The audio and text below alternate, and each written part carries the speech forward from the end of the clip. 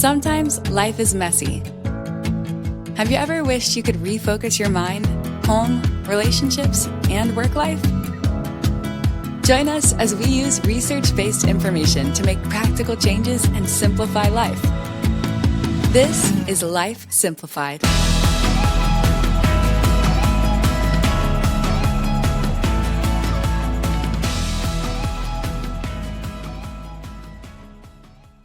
Welcome to Life Simplified.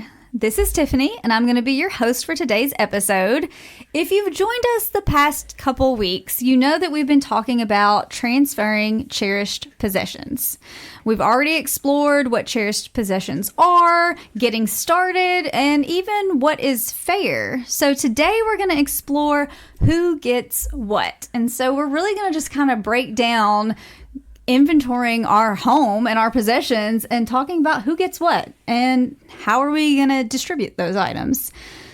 This session is going to be a lot on planning to distribute your assets. And so the big thing here is talking about creating an asset distribution plan. So have any of you created an asset distribution plan or even heard of or thought about one before? I've heard about it and thought about it, but no, I do not have one.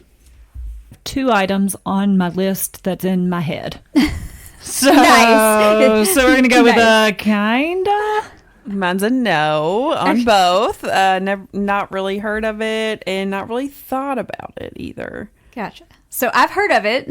I've taught this. I know what to do. I have all the good intentions to do it, but I have not done it. So this is going to be a good reminder to me and maybe to all of us ladies that we need to think about creating an asset distribution plan.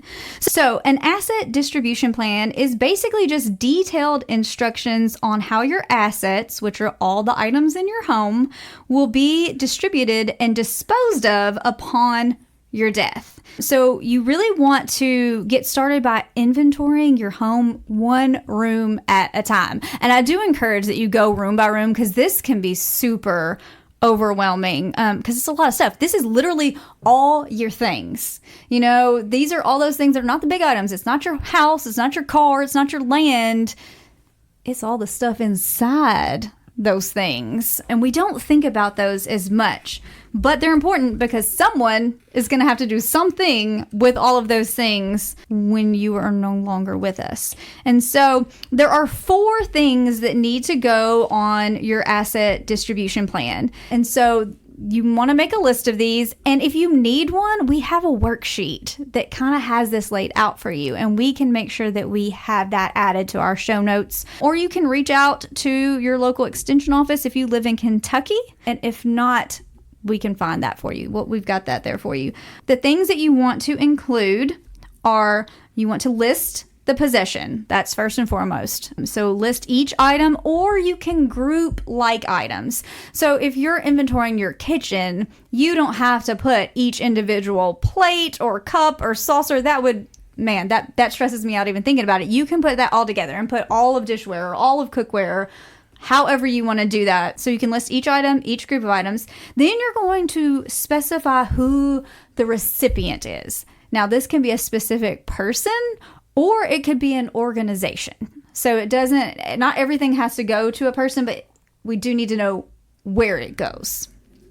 Then this is the most important thing. And I think this is the thing that we don't do. And I think this is the thing we most need to do and can really help our family and loved ones out is list the reason why the item is or is not special to you and why you chose that recipient, whether it's a person or an organization.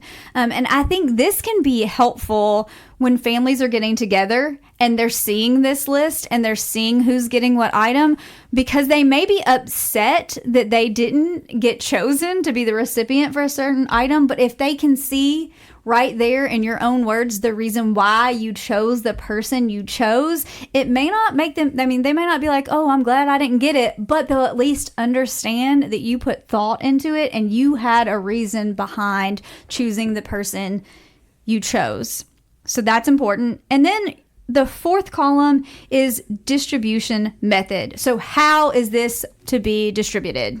to the person or organization that you've chosen. And that can be private and personal or public. And we're going to go over all of the different distribution methods a little bit later on in this podcast. So I'm just going to stop here for a second, ladies.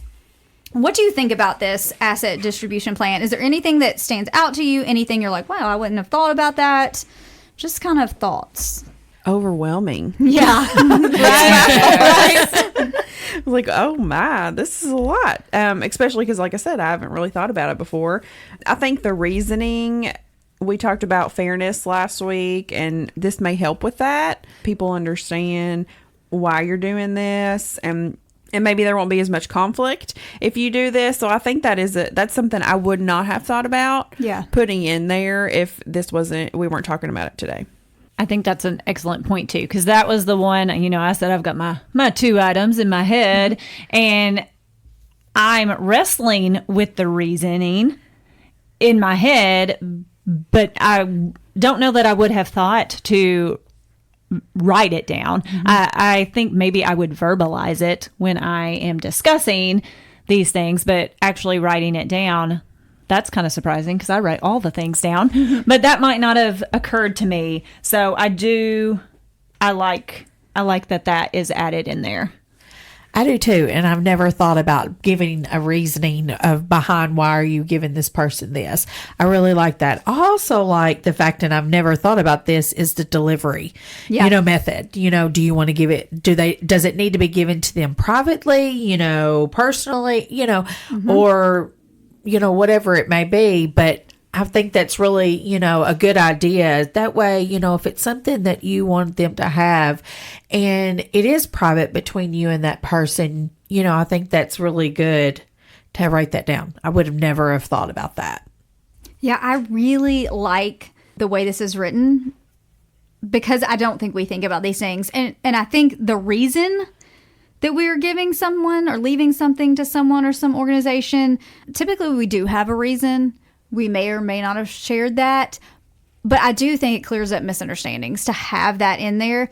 And I will say, when I taught this class, I had a lady who said she had been working on this, but the way she was doing it is she was recording herself verbally saying it. And I think that takes it to such a deeper, more personal level, because then her family can sit together and listen to her explaining why she chose each person or each organization to have those items. And so I thought that was just honestly beautiful. And I think her family will appreciate that, and it will make it much easier for them as they're going through the distribution process, knowing that she sat down and took the time to record her own voice, sharing with them why she made the decisions she made. And so that is something you can do. I mean, I think you can be very, very creative. The worksheet that we have is very basic. It's a good starting point. It's a good jumping off point. But I mean, there are so many different means we can do that. You can have an Excel document if that's what you do. I mean, there's lots of ways you could do this as long as you have these 4 things covered. I think that's what really matters.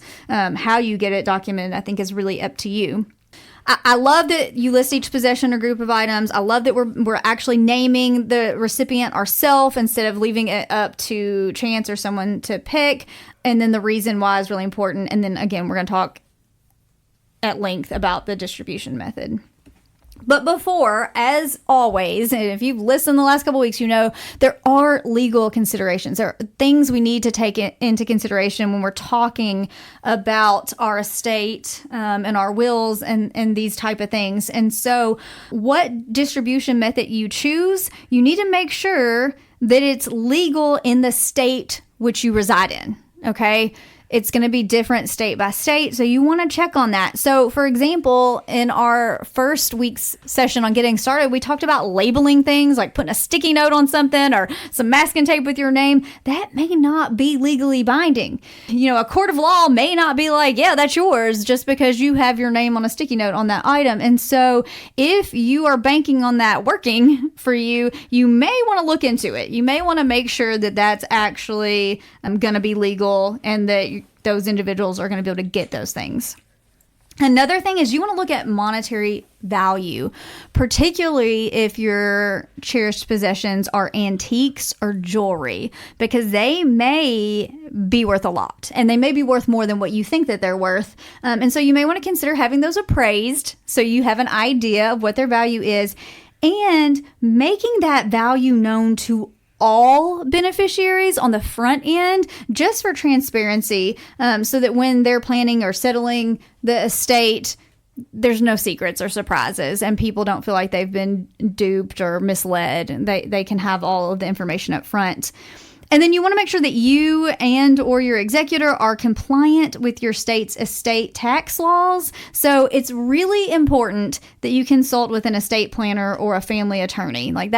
We really recommend that, just so you're clear, because sometimes these things can be difficult to understand and you want to make sure you're covered. You don't want to make all these preparations and plans and then it not be fulfilled the way that you wanted it to be. So those are just things to look into. I highly consider that you check that out for yourself in your home state with legal guidance from someone that you know and trust. So let's move on to this distribution method, because once we've looked at all the things and we've decided who's getting all the things and the reason why we're doing the things this way, we need to know how are we actually going to do this? How do we go from here? So cherished possessions, first of all, there can be a lot of them. Okay, there can be a lot of things in your house that would be really costly for you to include in your will. Particularly if you're someone who may change your mind on a regular basis, and maybe who you thought you wanted to leave it to or the organization you wanted to go to, you no longer want it to be that. And every time that you change your mind, that's another legal fee that you're going to have to pay to make that change, that addition or subtraction from your will. So something that is really can be good, and this is a personal method. So there's different methods. We're going to talk about personal methods first. And the first one is itemized lists. And to be honest, this could literally be attaching your asset distribution list to your will, because you're listing the item, you're listing the person. So you've already got it itemized, but that can be adjusted much easier and as frequently as you need it to be. And then you just add it in with wherever you keep your will. That way, whoever is your executor, and we talked about executors at length last week, so if you missed that episode, go on back and check that out. But then your executor can follow that list and your instructions to quickly distribute your things to your heirs. So it makes it really clear, really easy, and you can make additions and subtractions as often as you want to and it not be a financial burden. But we also need to remember that we're not just going to list all those fabulous things that have meaning or that are a family heirloom or all of those things. We have to list everything down to your junk drawer. And if you're like me, you have multiple drawers of junk. And they have to go somewhere. And so you want to make sure that that's included on the list. And it may be that the junk drawers get trashed, but it may be that you have things that you want to have donated. Maybe you have clothes or kitchenware that you want to send to a local charity. Maybe there's other means that you want to do, but there needs to be instructions on how to do away with all of the things. So a list is the first thing we can do. We can make that itemized list. We can add it in with our will, and our executor will have a detailed kind of guidance to go by. The next personal way to distribute our assets is gifting. And y'all, I love gifting because it's something we can do while we're still living. So we can enjoy sharing that item with our loved ones, telling them the story and the meaning behind that thing and why we chose them. We can tell them face to face why we chose them to have that item. And if it's a family heirloom, we can explain the history behind it so that they can share it with the next generations to come. I think it's just something we can really experience that together. So I don't know, have any of you been gifted anything while your loved one was still living that you cherish? I know that I have a couple of things. And while you're thinking, I'll share mine so it gives you a little time because I didn't prepare you for that question. My grandmother actually gifted to me her engagement ring.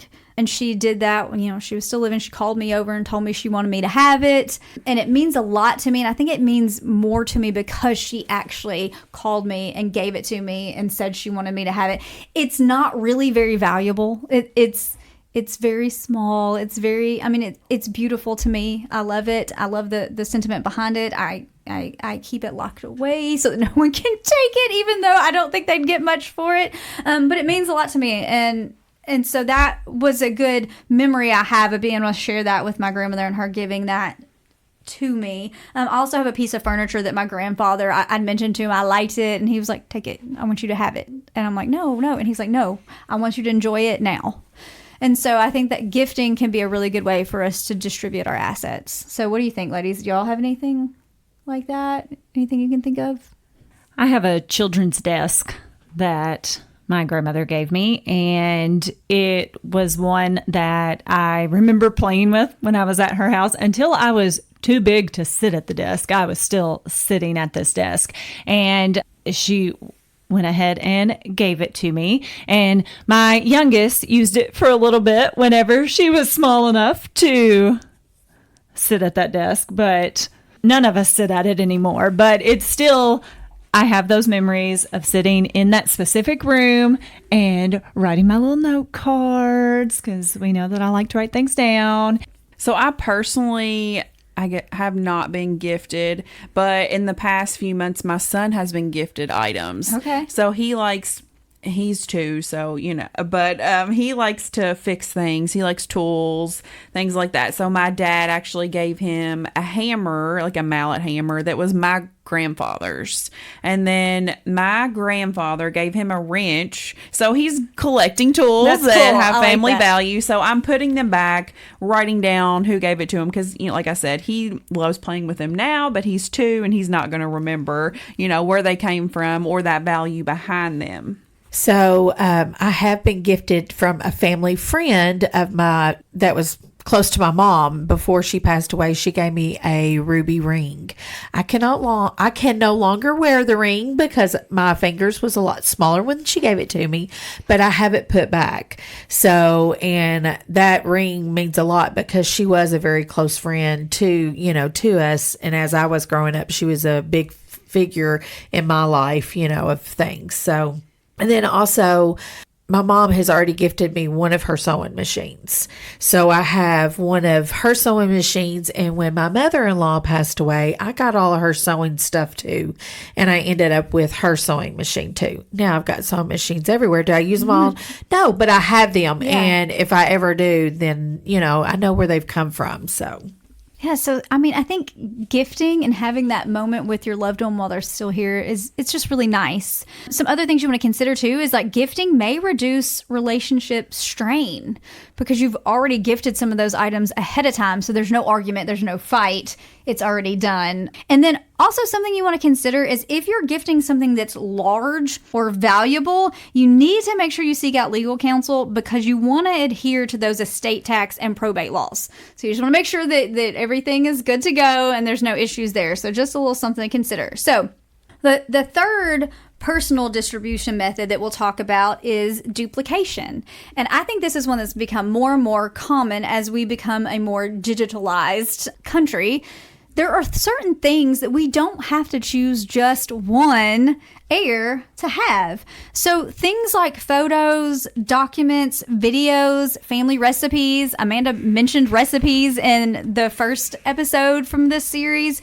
Those are things that we can make multiple copies of, and then everyone is able to keep those memories and cherish them. And so that's another way that you can just make sure everybody gets a piece of that. There doesn't have to be an argument. There doesn't have to be a fight. We can make those copies, and then everybody gets a piece of that. And we've actually done that. When my grandmother passed, all of the granddaughters were meeting together and going through photographs, and we all put together the ones that we loved, and we sent them in right then and had copies made. And before everyone went back home, we all had our stack of photographs that were special to each of us. And so that way we didn't have to fight over them. There was no argument. So those 3 things are some suggestions for personal distribution. So itemized list, gifting, and duplication. So let's talk about private methods, okay? So these are when maybe you're not all of these are as specific, okay? So maybe we haven't named a specific person in each of these. Some we have not. And so the first one we'll talk about for private methods is making donations. So this would be for those things if we have big special collections or historical artifacts, collectibles, or antiques that we think would be good to donate to an organization that would benefit the society or community as a whole. So we could make donations to museums, libraries, schools, community centers, any of those type things. So if our loved one or ourselves is a big collector or has come across these things that they think would be better for, more than just one person to be able to enjoy and benefit from, then this may be the thing to do, is to make that donation and make sure that is listed. So on your asset distribution plan, you can list that grouping of items and you can say, I want it to go to this organization. And then your executor would know that is what I need to do. And that's good and that's easy. Or if it's not some kind of special collection or anything like that, you may have small appliances, furniture, or clothing that your beneficiaries don't necessarily want, that everything has been distributed that is wanted. Those things could be donated to charitable organizations. There may be some organization or group in your community or state that could really take those on and make use of those. So making donations is a good private method of distribution. These next ones get a little different. So drawing lots. Drawing lots is basically when your heirs take turns picking out cherished or sentimental items. So you didn't name the individual person that's going to get each item, so you don't really have the reason listed, but they take their turns. Individuals can choose what has value to them. So maybe that's a good thing. If you didn't have those discussions beforehand, they have an option to pick out the things that they value as it comes to their turn. Now, there's a lot of things to consider here because you have to decide who's going to be involved in the drawing of lots and what that order would look like. And so, maybe it would start with children and then move to grandchildren and siblings, and it's all going to depend on family structure and personal family preferences. And so this is one way that we can do this. And I think there are families that this is how they do it. And it can be great. It can be good. And there can be some drawbacks to it as well, because again, no one is personally named. And so there could be some people that want the same thing or things, and there could be some hurt feelings and there could be some arguments. But again, this is all personal preference, and different families this will look different for. And some people it will work really well and some maybe not. But that is an option for a private method. When you said to consider the structure of it, rather than just saying, take turns picking what you want, who? Yeah. Who picks what they want? And if you don't want to determine what order they go in or something like that, but are we starting with grandchildren? Are grandchildren even involved? Is it children only, and then children can pick for their children? Or I think that is a very important part of that distribution method. I think the more specific you can be, the better it's going to be for your family. So if for you want your kids to get to go first and they get to choose all of the things that they want, and then once they're done, you let your grandchildren come in and pick from what's left, all the things they want, however you want it to look. It's going to be different for families based on their relationships and their structure and how many people are involved.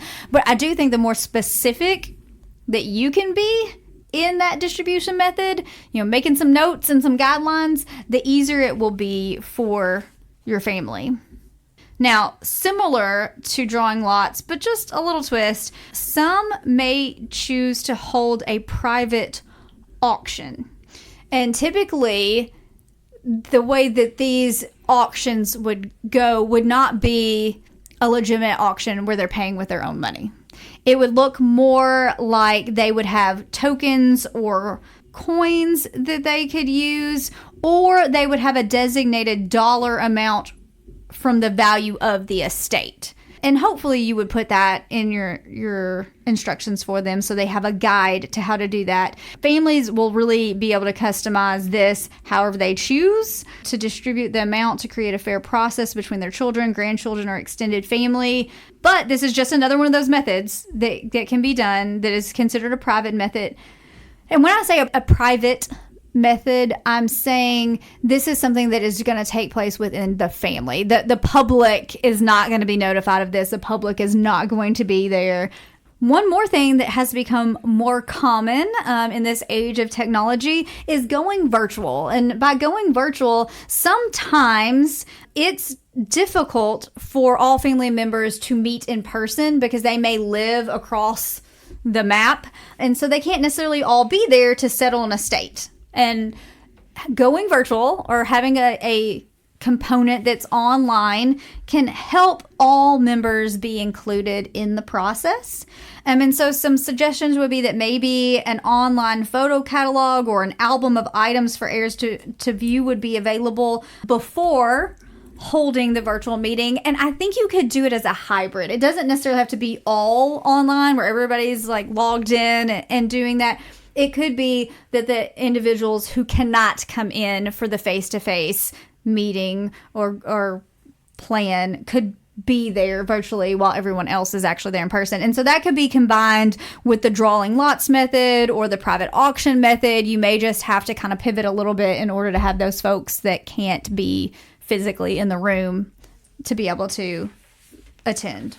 So those are kind of your private methods. And so now we'll go on to public methods of asset distribution. And so this is when we are figuring out how to distribute our assets in a public manner where the outside community is able to come in and be a part of that process. And so one very, very common public method is garage sales. I mean, I think we all in here are nodding our heads. I think everyone has either had one, been to one.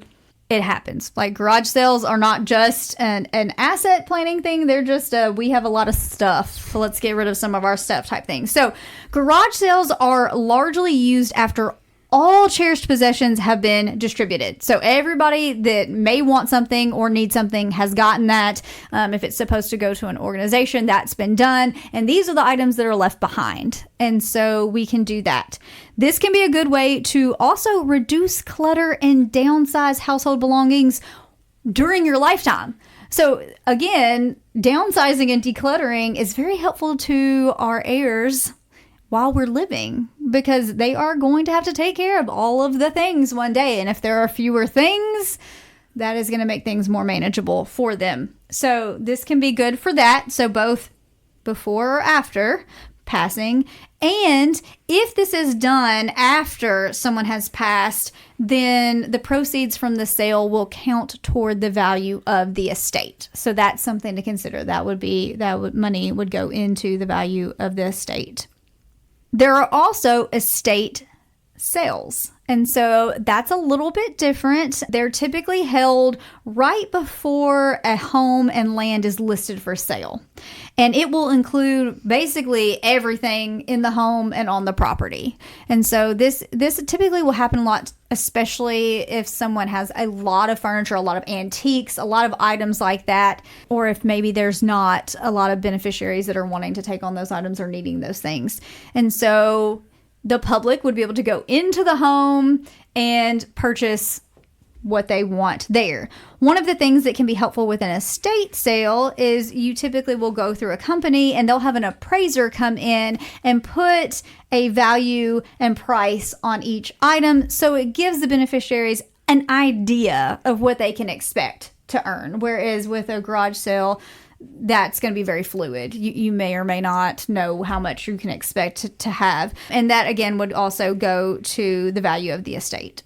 And then finally, for public methods, there are public auctions. And so an auction company would host that, and they could either host it at the estate or at an auction house. And attendees at a public auction are able to look at the items prior to the auction bidding, and then they would bid on those items once the auction starts. And some auction companies now allow online bidding. So if someone is interested in the items and they can't be there in person, they could still participate in that. There's a variety of methods. None is right, none is wrong. They are all just what works best for you and for your situation and for your family and your family dynamics. The most important thing is just that we put something, that we give some kind of guidance to our loved ones to help them know what our wishes are. And I think the more specific we can be, certainly the better, but it's important to just leave something. And so if we do anything at all, we're better off than doing nothing. So remember, the first place to start when thinking about distributing your household items is creating that asset distribution plan. Take your time. Go room by room. Don't put pressure on yourself to complete everything at once. You don't have to do it in a day, a week, or even a month, but just work hard to get started and add to it as you can. All of these resources and more will be there for you in the show notes. We hope that if you haven't listened to the other episodes, you'll go back and listen, and definitely join us next week as we talk about communication, which is something we can all learn more about. Thank you for joining us today. This is Life Simplified. Thanks for listening to Life Simplified. We are family and consumer sciences agents with the University of Kentucky Cooperative Extension Service. Contact us at lifesimplifiedpodcast@gmail.com.